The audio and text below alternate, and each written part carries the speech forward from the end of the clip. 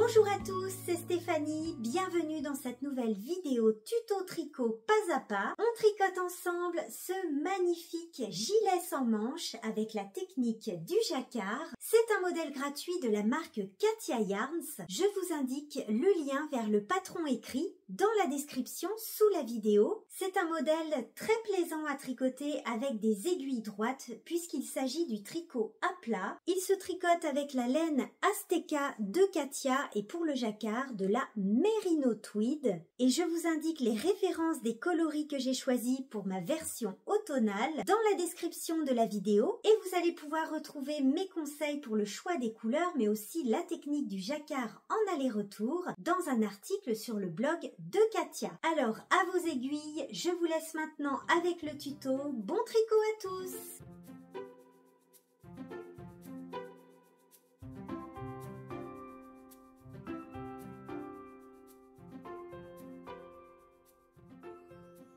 Après avoir vérifié notre échantillon, on commence par monter les mailles du dos avec un fil de Azteca et nos aiguilles de 4,5. Dans la vidéo, vous me verrez tricoter avec des aiguilles circulaires, mais c'est simplement parce que c'est plus facile pour filmer.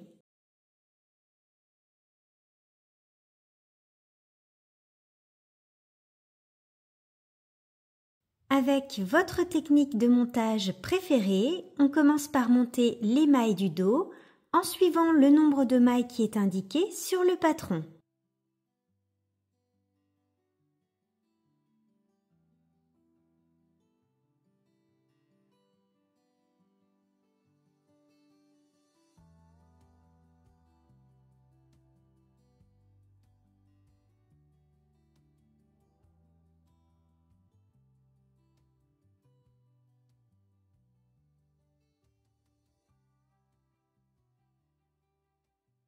Une fois qu'on a monté nos mailles, on tricote 7 cm de côte de 2 en commençant par 2 mailles endroits.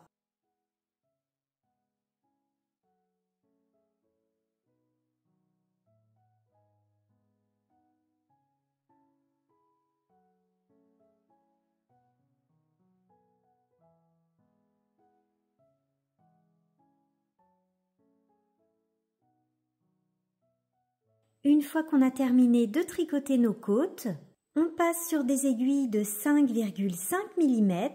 Nous allons tricoter 2 rangs en jersey, c'est-à-dire un aller-retour, un rang sur l'endroit et un rang sur l'envers. Et sur ce premier rang endroit, il faut répartir des diminutions. Pour faire une diminution, on va tout simplement tricoter 2 mailles ensemble à l'endroit. Le nombre de diminutions que vous devez répartir est indiqué sur le patron. On se retrouve maintenant sur un rang endroit pour commencer notre grille de jacquard.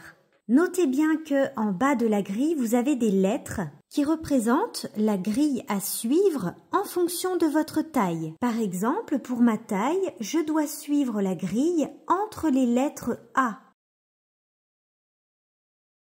Donc là, on tricote en aller-retour. La grille se lit du bas vers le haut, de droite à gauche pour les rangs endroits et de gauche à droite sur les rangs envers.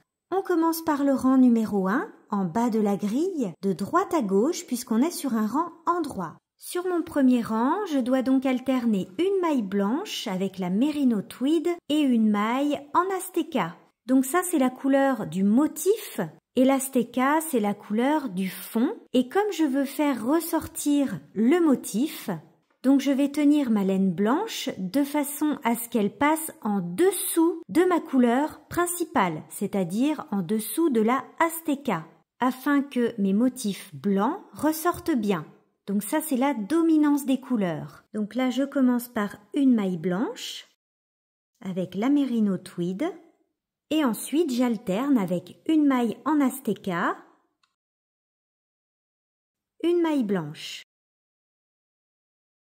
Une fois que j'ai terminé avec mon fil blanc, je le laisse côté gauche afin de passer mon fil en Azteca par-dessus. Sur ce rang où on alterne une maille et une maille, on peut tout à fait tenir un fil dans chaque main.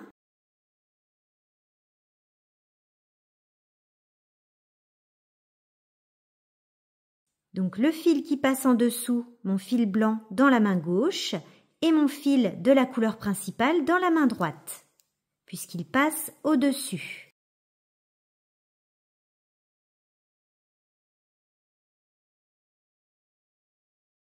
Pour avoir une bonne tension en jacquard, surtout, ne laissez pas les mailles côté droit toutes rassemblées comme ceci. Sinon, vous allez avoir un jacquard trop serré. Pensez bien à tendre vos mailles comme ceci de ce côté, afin d'avoir une bonne tension.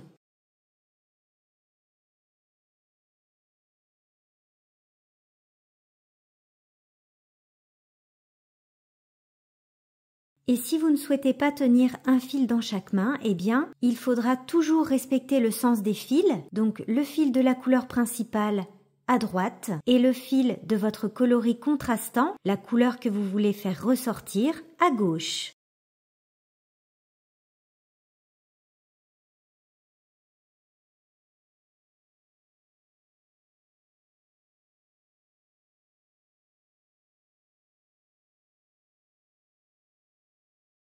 Et on tend toujours bien les mailles côté droit pour avoir une bonne tension.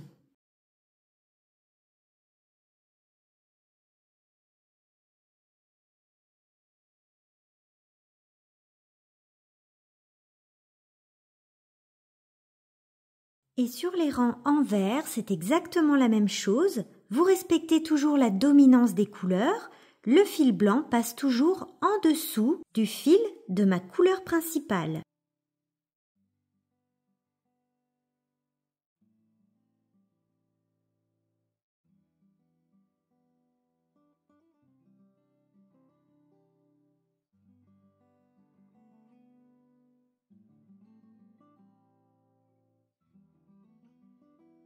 Donc là, je vais commencer le rang numéro 5 où je dois alterner une maille blanche et 3 mailles en aztéka.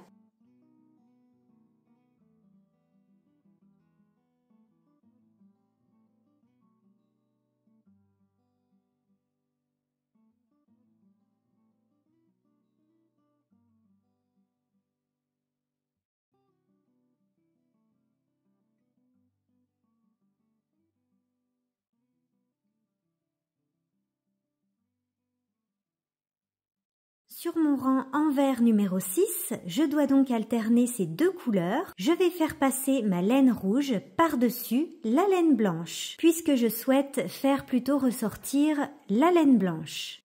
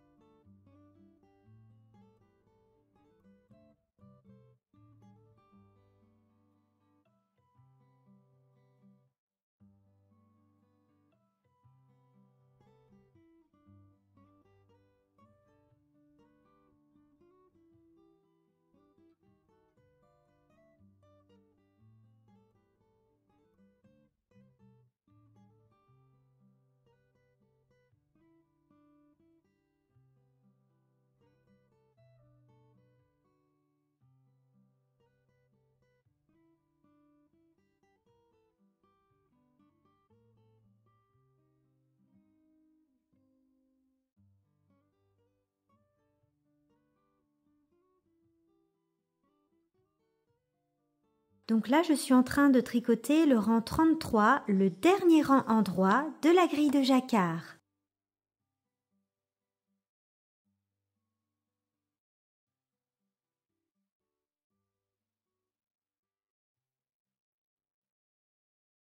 Je vous montre à nouveau un rang sur l'envers, donc là c'est le dernier rang de la grille, le rang numéro 34. 3 mailles en aztéka. Une fois que j'ai terminé avec ce fil-là, je le laisse au-dessus. Je reprends mon fil blanc puisqu'il va passer en dessous. Je tricote une maille blanche, toujours en tendant bien mes mailles de ce côté pour avoir une bonne tension.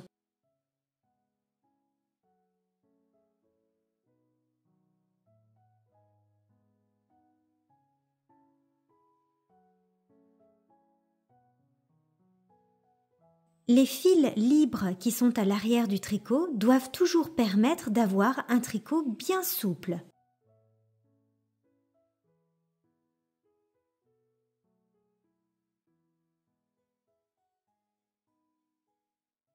J'ai tricoté tous les rangs de la grille de jacquard pour le dos. Concernant les couleurs, surtout au niveau de cette bande ici, donc les rangs 19 et 20 de la grille. Donc sur ces deux rangs-là, on est sur de l'Azteca. Et vous voyez que dans ma pelote, il y a parfois du rouge vif comme ça, qui n'aurait pas été joli avec le rouge en Merino Tweed de mes motifs ici. Vous voyez que ces deux couleurs n'auraient pas été très jolies ensemble. Donc si vous tombez sur une couleur que vous n'aimez pas, avec votre coloris contrastant, n'hésitez pas à dérouler un petit peu de fil de votre pelote en Azteca afin d'avoir un coloris qui vous plaît. Et puis le fil que vous avez déroulé, on pourra tout à fait le tricoter plus tard dans le gilet. Donc là, j'étais tombée sur un vert très joli avec le rouge. Après la grille de jacquard, notre prochain rang est sur l'endroit et sur ce rang, on doit répartir des diminutions. Rappelez-vous, pour faire une diminution, on tricote 2 mailles ensemble à l'endroit. Et pour les petits fils qui sont là sur les côtés, les fils de nos changements de couleur, ne vous inquiétez pas, on les rentrera par la suite après la couture des côtés. Une fois que vous avez tricoté la partie en jersey afin d'obtenir les 32 cm de hauteur totale indiquée dans le patron ou la hauteur que vous souhaitez, nous allons faire des diminutions de chaque côté pour les emmanchures. Les diminutions se font sur les rangs endroits à 2 mailles de chaque bord.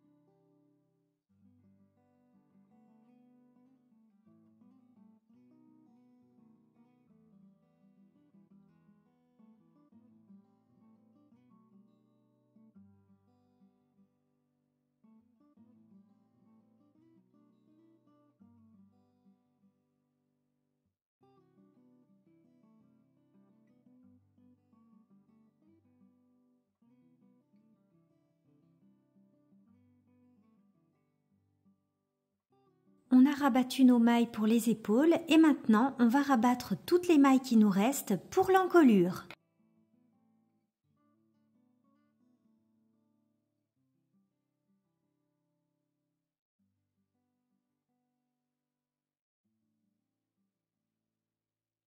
Les deux demi-devants se tricotent de la même façon en vis-à-vis. Nous avons tricoté nos côtes et notre grille de jacquard de la même façon que pour le dos. Je vais vous montrer maintenant comment faire les diminutions pour le col V et pour l'emmanchure. Donc là, je suis en train de tricoter le demi-devant droit et pour l'encolure, je dois donc diminuer de ce côté-là à 2 mailles du bord, tous les 2 rangs, puis tous les 4 rangs. Et je dois alterner comme ça une diminution tous les 2 rangs, puis tous les 4 rangs. Et en même temps, je dois faire de ce côté-là les diminutions pour l'emmanchure, à 2 mailles de la fin du rang, comme expliqué dans le patron. Je suis sur un rang endroit et je commence par une diminution côté encolure. Donc là, je suis sur le demi-devant droit. Je tricote 2 mailles ensemble à l'endroit pour ma première diminution. Pour les diminutions d'encolure, j'alterne tous les 2 rangs, puis tous les 4 rangs.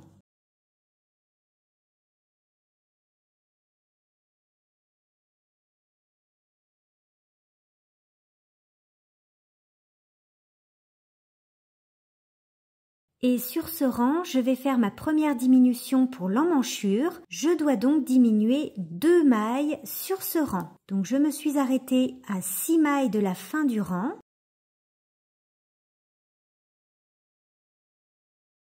pour le demi-devant droit et je fais mes 2 diminutions et enfin, je tricote mes 2 dernières mailles à l'endroit. Et pour ne pas vous perdre, je vous recommande de faire un petit papier comme ceci pour noter vos diminutions. Donc là, je viens de faire pour l'emmanchure 1 fois 2 mailles. Et je note aussi mes diminutions pour le col V, donc tous les 2 rangs, je coche à chaque fois et tous les 4 rangs.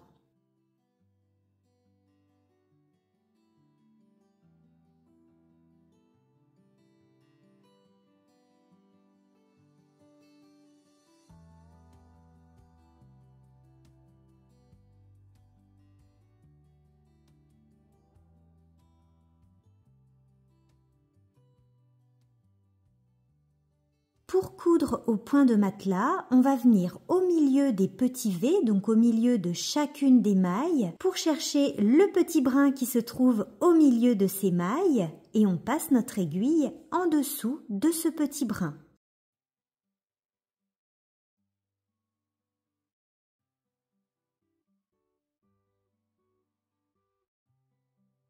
Faites attention à bien mettre les motifs de jacquard l'un en face de l'autre.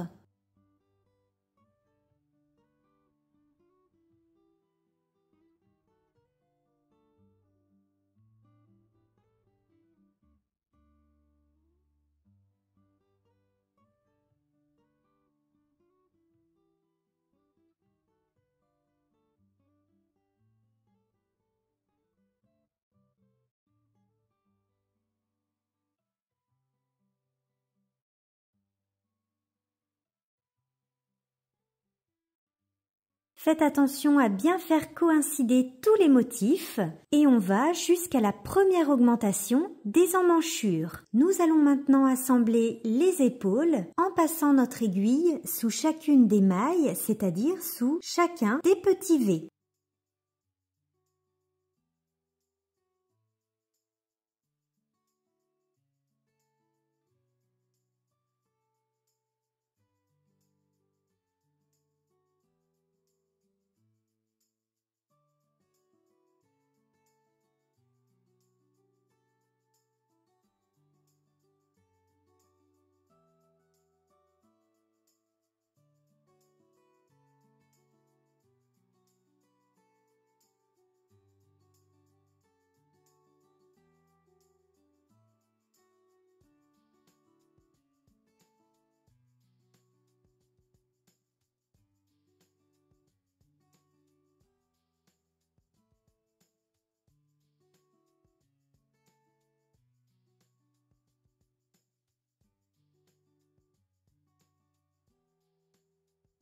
Et une fois qu'on a terminé nos coutures, il faut rentrer tous nos petits fils du jacquard, de nos changements de couleur, dans la couture.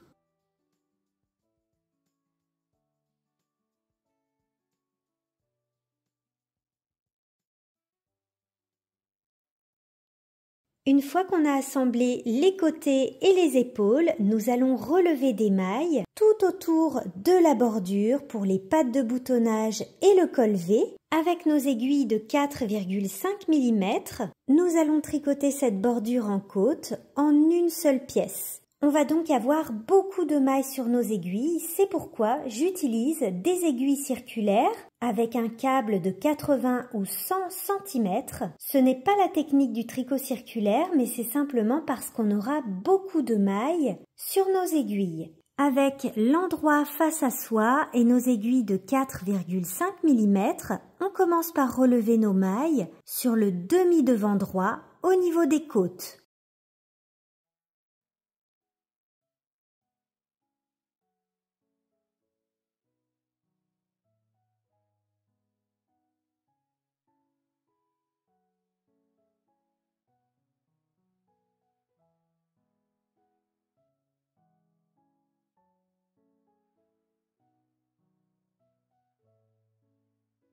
Je relève environ 5 mailles sur 6, c'est-à-dire que là j'ai relevé 5 mailles, je vais sauter une maille et je vais dans la suivante.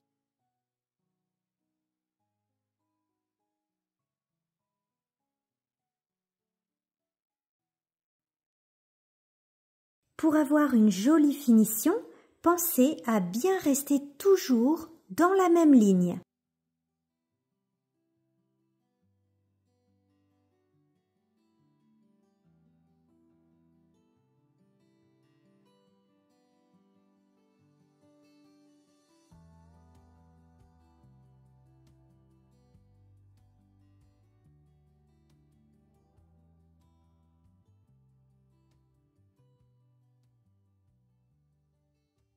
Je suis arrivée au niveau de l'épaule droite et à partir de là, je vais relever toutes les mailles du dos jusqu'à l'épaule gauche. Et ensuite, je relèverai à nouveau 5 mailles sur 6 le long du col V et de la bordure jusqu'en bas des côtes, au niveau du demi-devant gauche.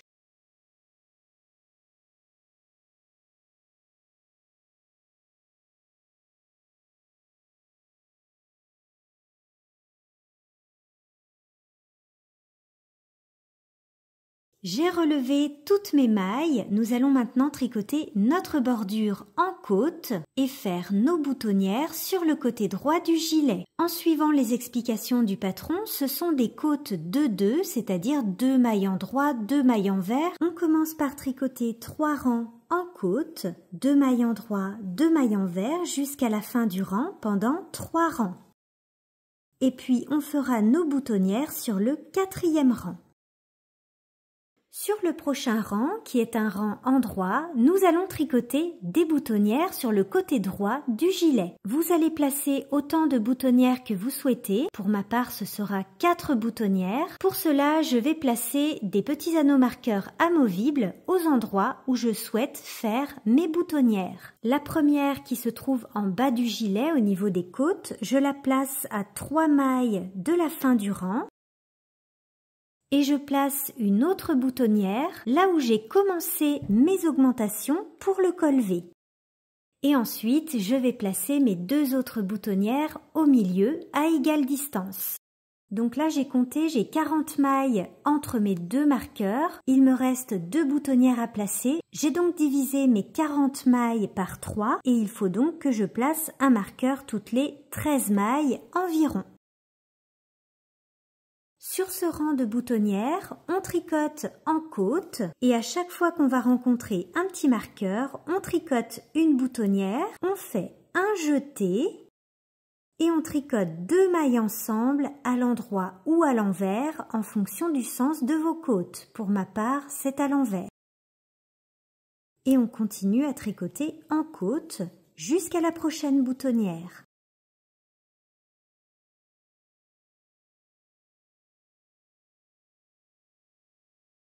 Après ce rang de boutonnières, il faudra tricoter à nouveau 3 rangs en côte puis rabattre nos mailles sur le 8e rang.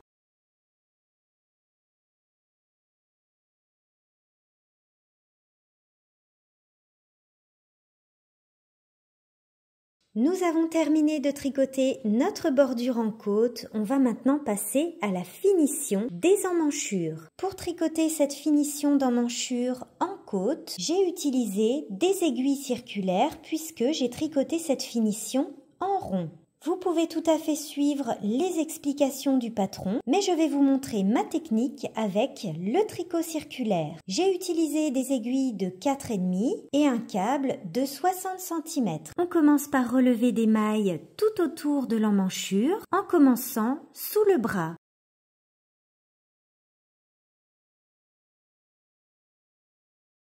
Je relève environ 5 mailles sur 6, toujours en suivant la même ligne le long de la bordure. Donc j'ai relevé mes 5 mailles, je vais sauter une maille, je vais dans la suivante et je continue comme ça tout autour de l'emmanchure. Et il faut relever le même nombre de mailles pour les 2 emmanchures. Il faudra obtenir un nombre de mailles pair qui peut être divisé par 2 en obtenant toujours un nombre pair lorsqu'on le divise par 2. Par exemple, pour ma part, j'obtiens 84 mailles. Lorsque je divise 84 par 2, j'obtiens toujours un chiffre pair. Une fois qu'on a relevé nos mailles autour de l'emmanchure, on place un anneau marqueur pour indiquer le début du rang et on tricote 3 cm de côte 2 mailles endroits, 2 mailles envers jusqu'à la fin du rang.